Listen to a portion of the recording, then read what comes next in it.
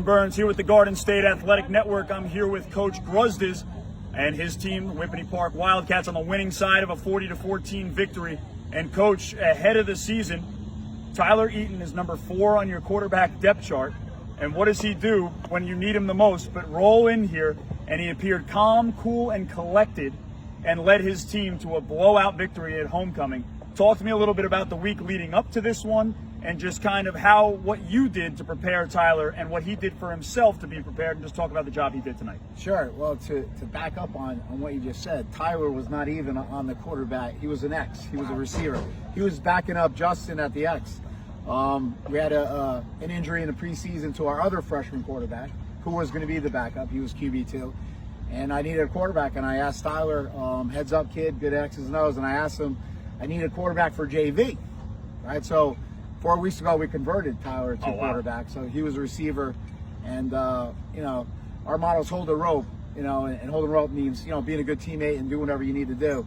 This kid studied the playbook, and, he's out here leading us to a win tonight, which is unbelievable. And speaking of being a good teammate, talk to me a little bit about how leading into this game, Tyler is one of your captains, and it's not a decision that you made, but everybody else in the locker room, his teammates, voted him a captain ahead of this one. Yeah, I thought that was awesome. Every week at our pasta dinner, we elect one game captain.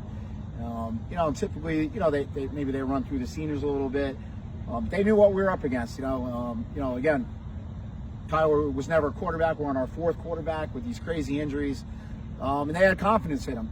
And last week I think was huge. Like Tyler said, he got in last week against Jefferson, so he really didn't look nervous to me, to be honest, which I was shocked about. I mean, I was more nervous for Tyler than he was, I think. Yeah, we talked about it on the broadcast, how calm, cool, and collected he seemed outside of that Jason Sika fumble early on in the game that luckily you were able to fall on. Yeah, it was a clean game for a freshman.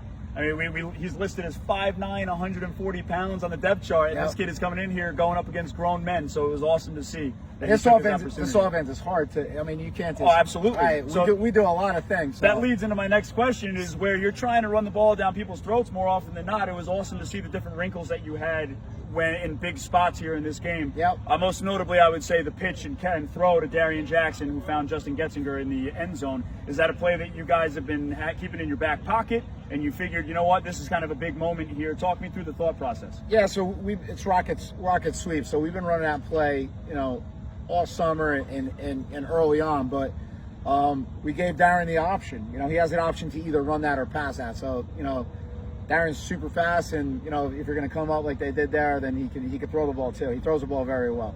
And there were plenty of fireworks on the offensive side of the football for you guys tonight. But I thought that the biggest, most important moment in the game was out of halftime, that 3-and-out that you forced, and you got the ball back and you did your job on offense right away. Just talk about the stop. Yeah, on I agree defense. with you 100%. We talked up at halftime. That's what we needed to do, right? It was a close game. We said, let's get a 3-and-out. We scored, we put this one away, and we got the big 3-and-out, and we scored, and that's we kind of finished it off from there. In a key spot there, it looked like North Warren responds to your 3-and-out with a stop of their own. Absolutely. And you decide again to roll the dice and put the ball in the hands of your best playmaker, Darian Jackson. And what does he do but pick up a huge chunk on a fake punt? Yep. Is that something that you guys thought that you might have to break out? Yeah, we've been doing that all year. I mean, when Brandon was QB1, when he was running, it's a rugby punt, and we have so many wrinkles to it. We hit that probably 5 or 6 times already. Awesome. So there's we got like 100 different plays off of it. We played Kinnon, they didn't even drop anybody back, so that's the ultimate flattery, right? They just put everybody up on the line because they weren't going to allow us to get them. Right. So awesome job on offense, on defense. The X's and O's, you guys were firing on all cylinders. Coach, congratulations on an awesome win. Thank you. Good luck the rest of the way. All right, thank you. Thanks, guys.